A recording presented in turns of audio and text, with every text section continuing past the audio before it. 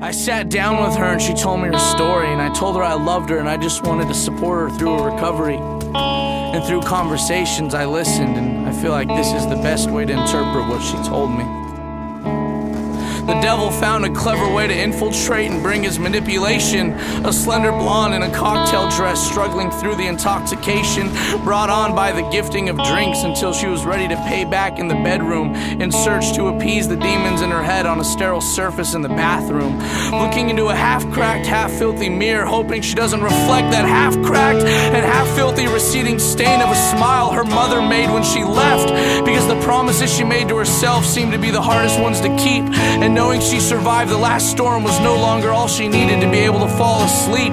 Vacant wine glasses and late night crashes, symbolic of her vessel, with no presentation at the palate, but a spirit starving for remembrance, some sort of legacy other than her occupation, cause her normal skin looked like silk but had been masked by vengeance. Baggage under her eyes, deep within her overcompensating lies, and all she saw when she gazed into the endless skies was regret from that manipulation.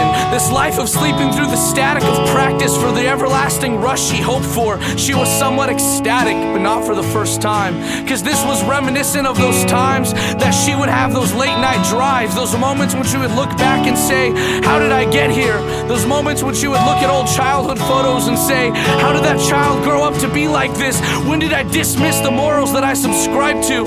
I don't know what to do.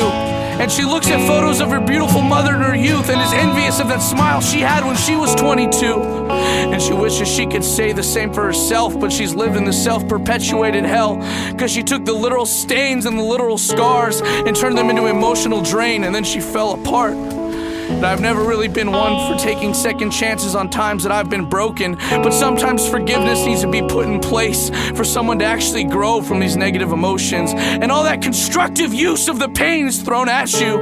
It's the only way that you can find refuge, so I'm gonna tell you this, darling. Every time you tell yourself you're not worth it, every time you tell yourself you're worthless, you're being lied to.